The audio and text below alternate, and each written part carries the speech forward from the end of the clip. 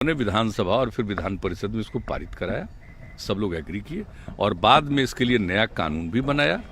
उसके कुछ महीने के बाद वो लागू कर दिया हम लोगों ने बापू के जन्म दिवस के अवसर पर।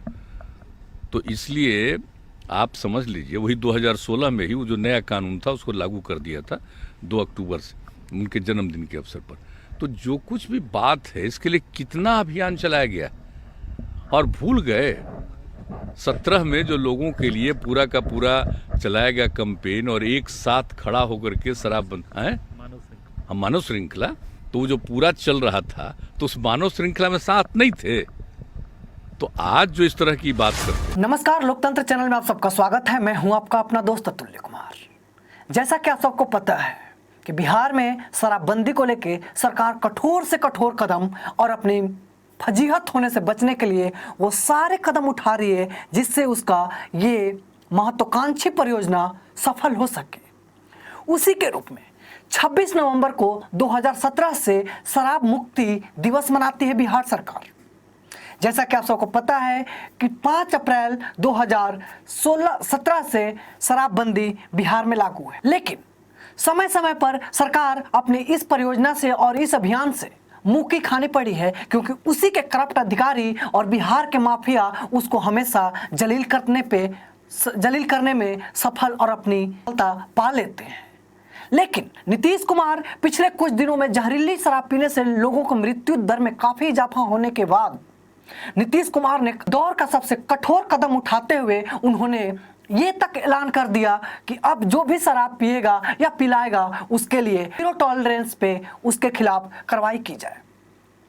उसी का नतीजा ये हुआ कि हाल फिलहाल में आपने वीडियो देखा होगा कि शादी में भी बिहार के पुलिसकर्मी और बिहार के सुरक्षाकर्मी जाके तलाशी ले रहे थे, उस पर भी काफ़ी राजनीति हुई। लेकिन मैं अपनी जनता जनार्दन और बिहार की जनता से रिक्वेस्ट करूंगा कि जब सरकार आपके भले के लिए इतने सारे कठोर कदम उठा रही है तो आप उसका साथ दें, ना कि उसको तोड़ें। सेम उसी तरह जब आपके घर में कोई माँ बाप, आपके माँ पिताजी अगर आपके लिए अच्छाई के लिए कुछ काम करते हैं तो उसमें आपका सहयोग होना जरूरी है। जैसे आपके लिए कोई पिता या माता कोई आपके लिए लालटेन खरीद के लाया कि लालटेन लेके आएंगे तो हमारा बेटा पढ़ेगा, तो इसका यह मतलब नहीं है कि किसी दिन आप लालटेन को फेंक दीजिए, तो किसी दिन लालटेन के टंकी में पानी डाल दीजिए, तो किसी दिन लालटेन का फीता ही काट दीजिए, या फिर किसी दिन लालटेन जलाने के लिए माचिस को ही फेंक दीजिए। इससे आपके पिताजी का दुख नहीं होगा, क्योंकि पिताजी ने पूरी तरह से कोशिश किया कि आप साक्षर बन जाएं, लेकिन आपने पूरी तरह से कोशिश किया कि हम जहां हैं वहीं रहेंगे। तो मैं आप लोगों से रिक्वेस्ट करना चाहूंगा कि एक बार बिहार सरकार के साथ कदम से कदम मिला के खड़ा तो होके देखिए, क्या पता हमारा दिन सुधर जाए।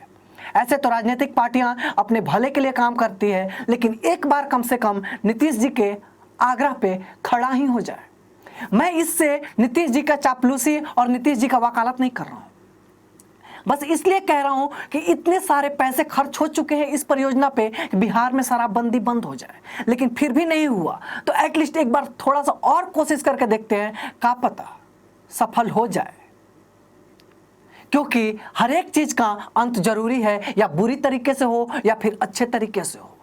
तो क्यों ना टाइम रहते ही अच्छे तरीके से ही उस चीज का अंत हो जाए, क्योंकि जब सरकार हमारे भले के लिए काम कर रही है तो हम उसमें सम्मिलित हों। सरकार कह रही है कि 26 नवंबर को हम एक बार फिर से शपथ लेंगे कि शराब मुक्त बिहार को बनाना है, और हम लोगों को जागरूक भी करेंगे, प्रेरित भी करेंगे।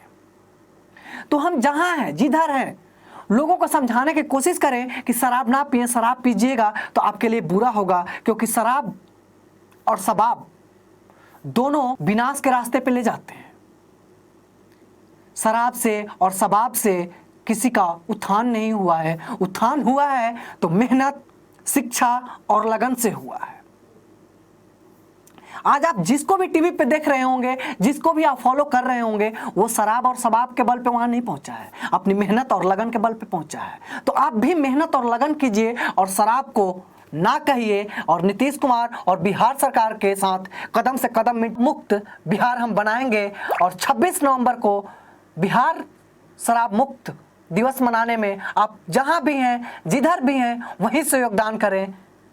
तो मुझे भी खुशी होगी और हम आने वाले अपने भविष्य के लिए भी बिहार में एक सुनहरा मौका और इतिहास बना के रखेंगे, क्योंकि बिहार के राजनेता और बिहार के राजनीति जहां तक होती है बिहार को अपने नीचे स्तर पे ही लेके। खैर, आज के वीडियो में इतना ही। अगली वीडियो में फिर मुलाकात होगी इसी आशा और विश्वास के साथ कि एक दिन बिहार शराब मुक्त हो जाएगा। तब तक के लिए जय हिंद, जय भारत और जय बिहार से नो टू शराब।